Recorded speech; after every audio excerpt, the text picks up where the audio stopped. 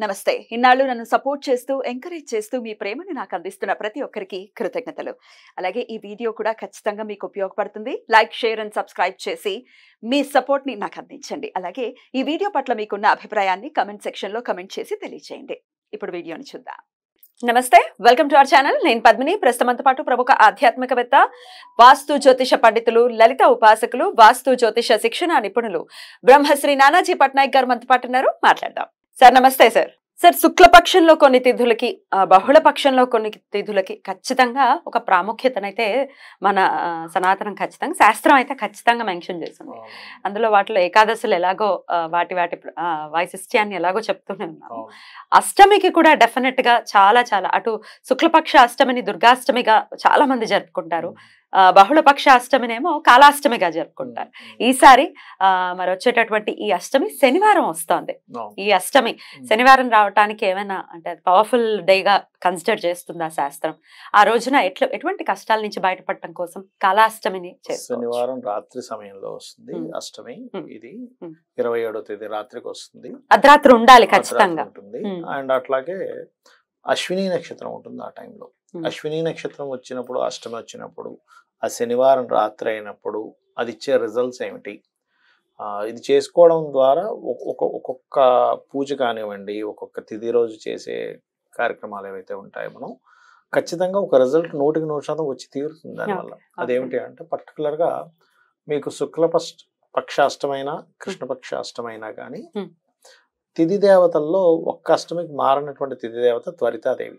ఆవిడ ఒక్కరితే ఉంటుంది, అటైనా ఇటైనా త్వరితాదేవి ఉంటుంది అష్టమికి. వేరే అంతా మారుతూ ఉంటారు. ఎవరి త్వరితాదేవి? త్వరితాదేవి అంటే అమ్మవారి యొక్క దీంట్లో ఒకరు, పరివారంలో.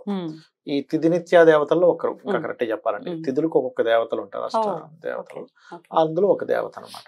మిగతా తిథులకి దేవతలు మారుతారా? మారిపోతారు. ఒక్కొక్క తిథికి ఒక దేవత ఉంటుంది. అంటే జనరల్ గా కూడా మారిపోతారు, కానీ అష్టమికి మాత్రం అటు ఇటు ఒకరే ఉంటారు, శుక్లపక్షానికి కానీ కృష్ణపక్షానికి కానీ. అయితే ప్లానటరీ పొజిషన్స్ కనుక తీసుకుంటే రవి నుంచి దశమంలో ఉంటాడు చంద్రుడు. కర్కాటక రాశిలో రవి ఉంటే అశ్విని నక్షత్రంలో మధ్యాహ్నం పూట వస్తుంది, సంథింగ్ ఆ టైంలో వస్తుంది, మేషంలో ఉంటాడు. సో ఏంటిది, ఎక్కువగా కెరియర్ గురించి ఎవరైతే ఇబ్బంది పడుతుంటారో, అంటే ఇంటర్వ్యూస్ కి వెళ్తున్నామండి కానీ సెలెక్ట్ అవ్వలేకపోతున్నాము, ఎందుకంటే ఆ రవి నుంచి 3లో కేతు ఉన్నాడు. ఇప్పుడున్న ప్లానటరీ పొజిషన్స్ పరంగా 3వ స్థానం అనేది ఇంటర్వ్యూస్, ఎవరితోనో మాట్లాడడం. ఇంటర్వ్యూ మీకు సక్సెస్ అవ్వలేకపోతున్నా 3rd హౌస్ లో ప్లానెట్ అయితే ఇబ్బంది ఇస్తుంది మీకు. కమ్యూనికేషన్ కదా. ఇప్పుడు ఇంటర్వ్యూకి వెళ్ళినప్పుడు వాళ్ళు ఏంటి అడుగుతారు, రెజ్యూమ్ చెప్పండి, కాన్ఫిడెంట్ గా మాట్లాడు. 3rd house is confident, 3rd house is communication. So 3rd house కనుక ఎవరికైనా పాడైందంటే వాళ్ళు ఇంటర్వ్యూ సరిగ్గా మాట్లాడలేరు కానీ వర్క్ బాగా చేయగలుగుతారు.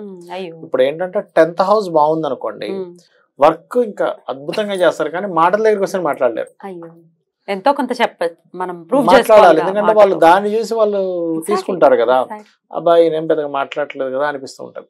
అలాగా ఎవరికైనా సరే కమ్యూనికేషన్స్ ప్రాబ్లమ్స్ ఉన్నా, ఇంటర్వ్యూస్కి వెళ్ళి నేను సెలెక్ట్ అవ్వలేకపోతున్నాను అని చెప్పి బాధపడేటువంటి వారు ఈ రోజు కనుక కాలభైరవ పూజ కనుక చేసినట్లయితే నైట్ టైము, అది కూడా శనివారం పూట, ఖచ్చితంగా కాలభైరవుడి యొక్క అనుగ్రహం వల్ల కాలం మీకు అనుకూలిస్తుంది. కాలం అనుకూలిస్తుంది. ఆగిపోయిన విషయం, ఎందుకంటే త్వరితాదేవి కదా, ఆగిన విషయం ముందుకు మూవ్ అవుతుంది. అది ముఖ్యంగా చేయాలి.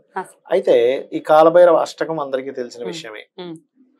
దేవరాజ సేవ్య అద్భుతంగా అసలు వింటుంటే అనిపిస్తూనే ఉంటుంది.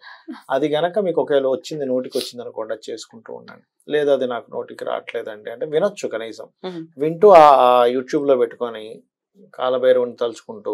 కొంతమందికి కాలభైరవుడి ఫోటో ఉండదు ఇంట్లో, అలాంటప్పుడు దీపం ఉంటుంది కదా, చక్కగా దీపాన్ని వెలిగించి దీపమే కాలభైరవుడిగా భావించి దానికి కుంకుమ, పసుపు, కుంకుమ వేసి ఆ దీపం దగ్గర అక్షింతలు వేయచ్చు. ఏ దేవత పూజ అయినా సరే ఆ రకంగా చేయొచ్చు. మన శాస్త్రాల్లో ఉంది, పటం ఉండాలని రూల్ లేదు ఎక్కడా కూడా. మనం ఇప్పుడు చూడండి, చాలా మంది భయపడుతూ ఉంటారు, అమ్మో ఆ ఫోటో పెట్టుకోవచ్చా, ఈ ఫోటో పెట్టుకోవచ్చా అని. నేనేమంటానంటే మరి ఫోటోలు అమ్మేవాడి దగ్గర అన్ని ఫోటోలు ఉంటాయి, మరి వాడి పరిస్థితి డబ్బులు సంపాదించుకున్నాడు కదా. అంటే నువ్వు ఫోటోకి కూడా భయపడితే ఏంటి పరిస్థితి?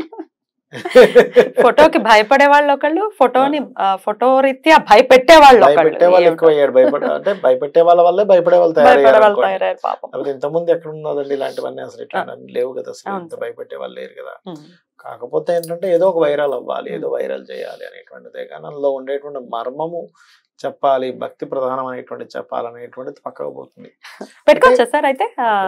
ఒకటేనమ్మా, ఏ ఫోటో అయినా పెట్టుకోవచ్చు. గుర్తుపెట్టుకోండి, ఫోటోకి మీరు ప్రాణప్రతిష్ఠ, ఇప్పుడు విగ్రహం అనుకోండి, ప్రాణప్రతిష్ఠ చేసి అంగుష్టమాష్టం దానికంటే పెద్దగా ఉంది, ఎక్కువగా ఉంది, ఇంతకంటే ఎక్కువగా ఉంది, అప్పుడు దానికి ప్రత్యేకమైన పూజలు, ప్రత్యేకమైనటువంటి చేసుకోవాలి. దీనికి ప్రాబ్లం ఏముంది? ఫోటో కూడా భయపడిపోతే ఎట్లా? అసలు శివుడు లేని ఇల్లు అంటూ ఏముండదు. మరి శివుడు జటాజుటం నుంచే కదా పుట్టాడు, అంటే ఆయన రూపమే కదా, ఆయన రూపమే ఉన్నట్టే రక్షించేవాడు ఆయన. అవును, సో ఉన్నాడు కాలభైరవుడు ఇంట్లో. కాలభైరవుడు ఉన్నాడు. ఇంకోటి ఏంటంటే కాలభైరవ అష్టకం ఎవరైతే చేస్తారో అపమృత్యు దోషాలు పోతాయి. అపమృత్యు దోషాలు పోతాయంటే నా దగ్గర ఒక లైవ్ ఎగ్జాంపుల్ కూడా ఉంటుంది. చెప్తారా? ఒక వ్యక్తి నిజం చెప్పాలంటే డాక్టర్స్ కూడా ఈయన ఇంక బతకడు అంటే కష్టము అని చెప్పేశారు. జ్యోతిష్కులు కూడా చాలా మంది నిజంగా చూస్తే, నేను చూసినా సరే అదే అనుకుంటాను. ఫస్ట్ స్టార్టింగ్ చూస్తే అయిపోయింది, ఎందుకంటే అష్టమ స్థానం పాడైపోయింది, కంప్లీట్ స్పాయిల్ అయిపోయింది, శని పాడైపోయాడు. అంటే శని కంబస్ట్ అయిపోయాడు అనుకోండి, శని పూర్తిగా పాడైన, శని ఆయుష్ కారకుడు సహజంగా ఎక్కడున్నా శని కుజులు ఇద్దరు మెయిన్ గా ఆయుష్ కారకుడు. Natural eighth lord and Shani కర్మకారకుడు, అంటే కర్మ అయిపోయిందని. సో ఎయిత్ లార్డ్ పాడైపోయాడు, సాటర్న్ పాడైపోయాడు. ఇతనికి ఏదో ఆకస్మికంగా ఏదో జరుగుతుంది అనుకుంటాం, కానీ అతనికి ఉన్న బాధ్యతలు చూస్తే, అంటే ఆయనకి ఎంత కోరిక అంటే, అయ్యో సార్ నాకు డాక్టర్స్ ఏమో, అతనికి వచ్చిన ప్రాబ్లం ఏంటంటే ఆటో ఇమ్యూనిటీ డిజార్డర్. అది ఒక్కొక్కసారి తగ్గుతుందట, ఒక్కొక్కసారి దానివల్ల ప్రాణం పోయిన కేసెస్ కూడా ఉన్నాయట. ప్రాణాన్ని కూడా తీస్తుంది. మరి మన ఇమ్యూనిటీ మన మీద దాడి చేస్తుంది కదండి. ఆటో ఇమ్యూనిటీ డిజార్డర్ అసలు ఎందుకు వస్తుందంటే, ఫిఫ్త్ లార్డ్ పాడైతే వస్తుంది. పంచమ స్థానాధిపతి గనక ఏదైనా పాపగ్రహంతో 4వ ఆధిపత్యంతో కలిసి వచ్చింది అనుకోండి, ఇక్కడ అతని ఇమ్యూనిటీ ఆయన మీద వార్ చేస్తుంది. అట్లా ఏంటంటే అతని ఇప్పుడు ఇమ్యూనిటీయే ఫస్ట్ పనిచేస్తుంది మన మీద, మెడిసిన్ కంటే ఇమ్యూనిటీ పనిచేస్తుంది, రక్షిస్తుంది. ఆటో ఇమ్యూనిటీ డిజార్డర్ వస్తే ఏంటి పరిస్థితి? అతని ఇమ్యూనిటీ ఆయన ఇబ్బంది పెడుతూ ఉంటుంది. స్కిన్ డిసీజెస్ ఎక్కువ చూస్తూ ఉంటాం, auto immunity disorders, skin diseases వస్తూ ఉంటాయి. ప్రాణాంతకం అవుతుంది, ప్రాణాంతక సంబంధించిన కేసెస్ కూడా నేను చూసాను. అంటే మా అబ్బాయికి ఇవాళ పొద్దున కూడా ఒక కేసు, ఇవాళ పొద్దున కూడా జస్ట్ 18 years అబ్బాయికి ఆటో ఇమ్యూనిటీ డిజార్డర్తో చనిపోయాడు. వాళ్ళు చెప్పడం ఏంటంటే, ఏమంటే మేము మన కరోనా వచ్చినప్పుడు కూడా కాపాడుకున్నాం మా అబ్బాయిని, దాని తర్వాత ఆటో ఇమ్యూనిటీ డిజార్డర్ చనిపోయాడు అని చెప్పారు. అరే కొంచెం ముందు చెప్పుంటే కాలభైరవ అష్టకం చదువుకుంటే మనిషి బతికేవాడు కదా. అంటే ఏమిటంటే కాలము ఎలాంటి పరిస్థితి వచ్చేసిందంటే, కాలం నీకు అనుకూలించట్లేదు, అప్పుడు కాలభైరవుడిని పట్టుకోవాలి. ఇంకోటి ఏంటంటే, ఇట్లా ఎవరికైనా సరే ఈ రకంగా దోషం ఉందనుకోండి, ఏది ఇంకా మనిషి ఇంకా బ్రతకడు, లేకపోతే చాలా దోషం ఉంది జాతకంలో, లేకపోతే డాక్టర్స్ కూడా నిర్ధారణ చేశారనుకోండి, అప్పుడు ఇప్పటివరకు ఎప్పటికీ ఎక్కడ ఏ వీడియోలో చెప్పను ఒక రెమెడీ చెప్తాను. ఇక్కడ నేను ఇప్పటిదాకా ఎక్కడా చెప్పలేదు. శనివారం రోజు నూనె తెచ్చుకొని నూనెలో ముఖం చూసి ఆ నూనెను తీసుకెళ్ళి శివాలయంలో ఇవ్వాలి, దీపారాధన కోసం ఇవ్వాలి. ఇస్తే అతనికి ఏదైతే అపమృత్యు దోషాలు ఉన్నాయో పోతాయి.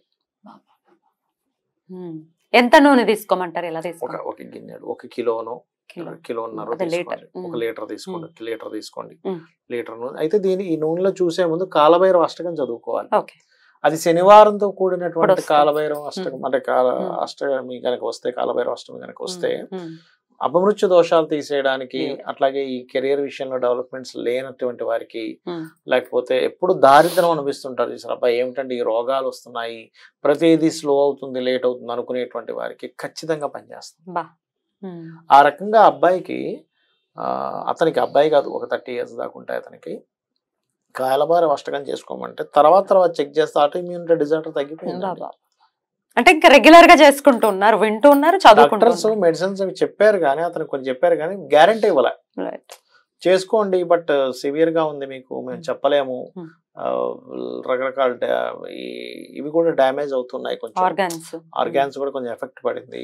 బట్ మేము గ్యారంటీ, ఎందుకంటే డాక్టర్స్ భయం డాక్టర్స్ ఉంటుంది, ఎందుకంటే వాళ్ళు పుస్తకం గ్యారంటీ ఇస్తే నువ్వు గ్యారంటీ ఇచ్చావు, నువ్వు తగ్గించలేదంటే డాక్టర్ ఆయన ఏం చేస్తాడు, ఆయన సాయశక్తిలో ప్రయత్నిస్తాడు. పాపం ఒక పేషెంట్ ని ఎట్లా రక్షించాలా అనే పాయింట్ ఆఫ్ వ్యూ లో ఉంటారు చాలా మంది.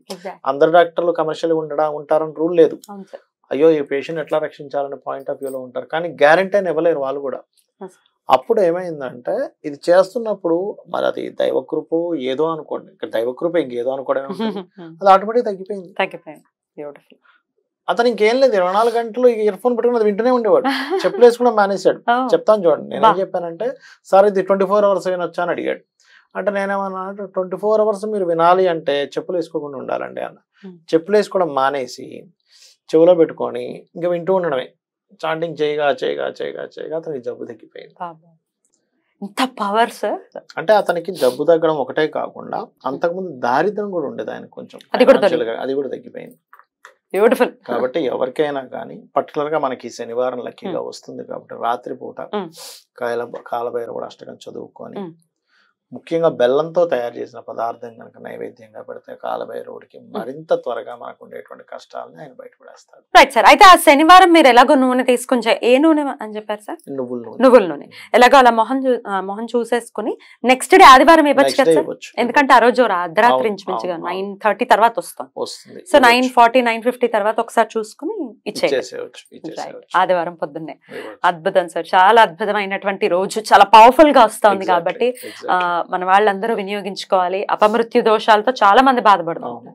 మా ఎదిగిన పిల్లవాడండి హాస్పిటల్ ఉన్నారంటే ఆ కష్టం ఏ తల్లిదండ్రులకి రాకూడదు. పొద్దున్న మీకు చెప్పాను కదా, ఆ తల్లి మాట్లాడుతుంటే నేను చెప్పాను, అమ్మ మీ బాధ నాకు అర్థమైంది. ఒక 18 ఏళ్ళు పెంచిన పిల్లవాడు సడన్ గా అట్లా ఇదైతే ఎంత బాధ ఉంటుంది. అమ్మ బాబాయ్ తట్టుకోలేదు. ఎవ్వరికి రాకూడదు, పగవాడికి కూడా రాకూడదు ఇట్లాంటి కష్టం. అంటే ఖచ్చితంగా మన ఈశ్వరుడు తప్ప ఇంకెవరు లేరు. అంటే తండ్రి జాతకంలో ఉంది ఇది పిల్లవాడికి ఇట్లా సంతానం నష్టం జరగాలని, ఆ పిల్లాడి జాతకంలో ఉంది ఆయుష్ తొందరగా ఇది అవ్వాలి. రెండు కోఇన్సిడెంట్ కూడా అవుతుంటాయి.